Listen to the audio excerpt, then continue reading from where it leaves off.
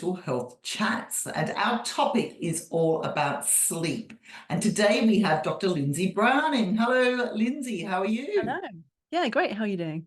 I'm very well, thank you. And I'm very excited because Lindsay's going to tell us a little bit more about herself in a minute, but it's all about performance and sleep in the workplace and how, as managers and leaders, we can support our teams with their sleep so that they perform better.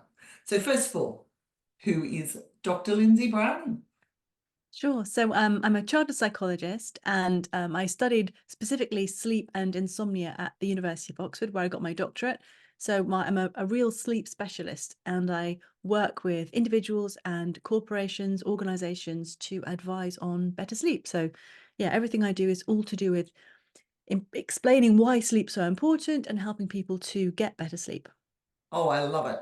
That's absolutely brilliant. So, would you like just to explain in a little bit more detail of exactly what you do? Because you work with corporates, you explain all about sleep. So, exactly what does that mean?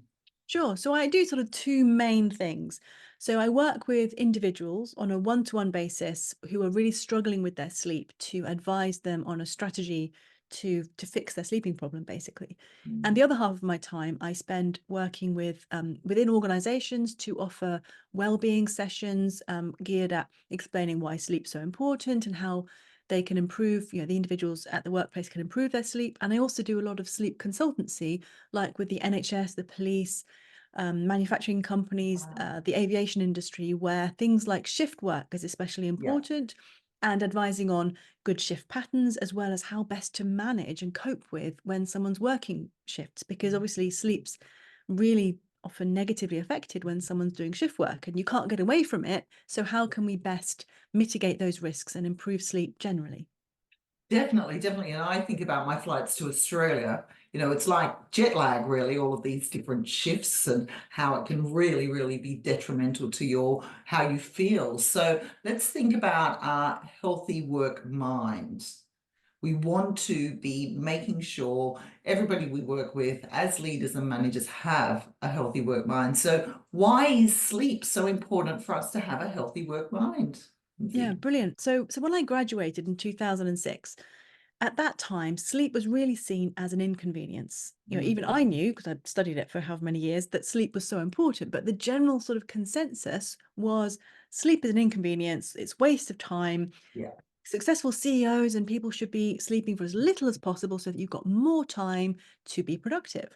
But of course, we now know, well, I knew, but everyone now knows that sleep just is your superpower. It is so Mm, important, not mm, just for productivity, but it's important for your physical health, for your yeah. mental health. And within organizations, lots of research and stats have shown that, for example, people who sleep on average less than 6 hours a night tend to take an additional 6 days off work sick. So that's a huge difference compared to people who work sleep 7 to 9 hours. And that's more than a week extra taking off work sick. So, even just that one fact shows if we can help employees to A, know that their sleep's important and prioritize it, and B, if they are struggling, because many people, they know sleep's important, they're trying to sleep, but they can't for a number of reasons. So how we can help those people to fall asleep quickly, sleep through the night, wake up feeling refreshed, then those people are going to be healthier, more productive, take less time off work, and be better within the organization as well. I'm so glad you mentioned that statistic because I was going to ask you, were there any statistics? And I know myself, if I haven't slept well for quite some time, or if I'm under a lot of pressure, I've got deadlines, so I don't sleep as much, then I go on holiday, that's when I get sick. Yeah, absolutely. And it happens to so many different people because we push and push and push ourselves.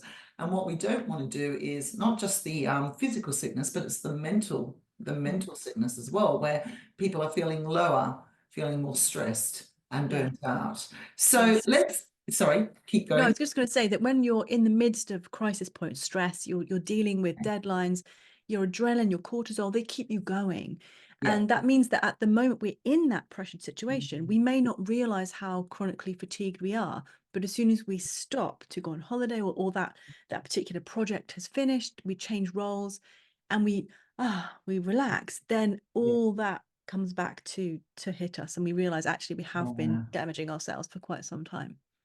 That's a really good point. And then you don't want people to be having their holiday spent being ill as well, because then they don't come back refreshed, which Mhm. isn't great. And that actually, what you just said leads on, and I'd love a little bit more detail onto the next question, which is, as leaders and managers, how can we actually, why is it so important? And how can we support our teams to have more sleep?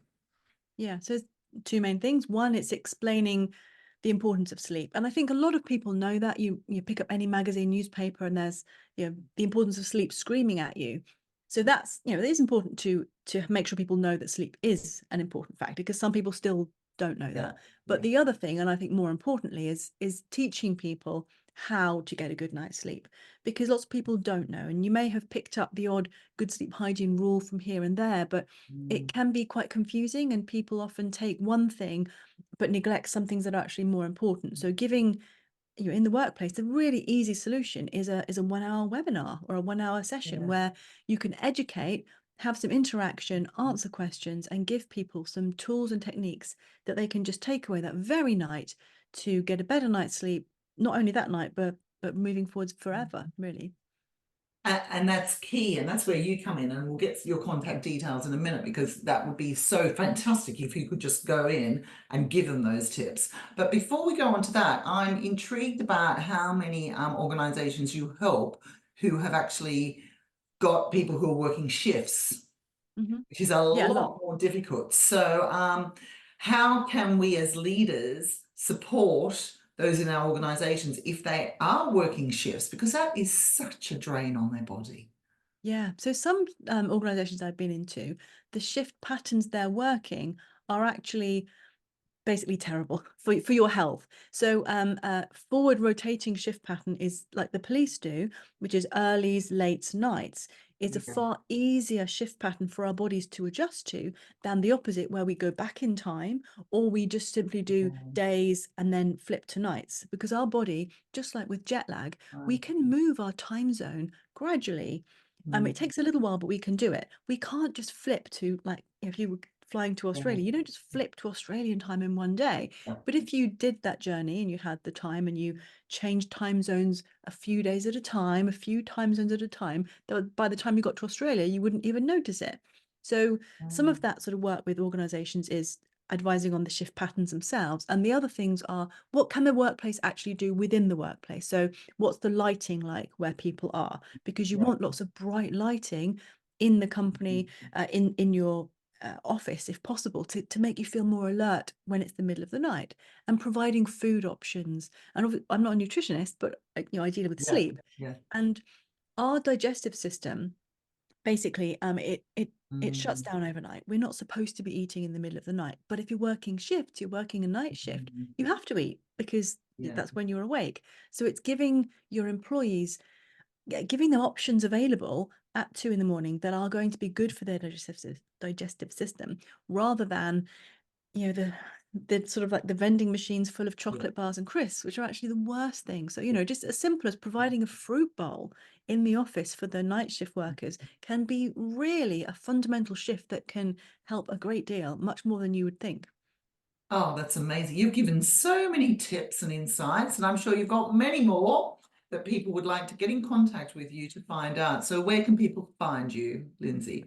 Sure. So my website is called troublesleeping.co.uk, and I'm on all social media at Dr. Browning Sleep, at Dr. Browning Sleep. So yeah, LinkedIn, Instagram, even TikTok, if you're not as old as If you're me. into that. Love it. We all love a bit of TikTok. So thank you so much for your insights. You've been a delight to have, with so much information to help people realize how important sleep is. It's something I harp on at my teenagers about all the time, because they just love those nights, whereas I'm quite the opposite. So thank you so much for your insights, and everybody have a good night's sleep.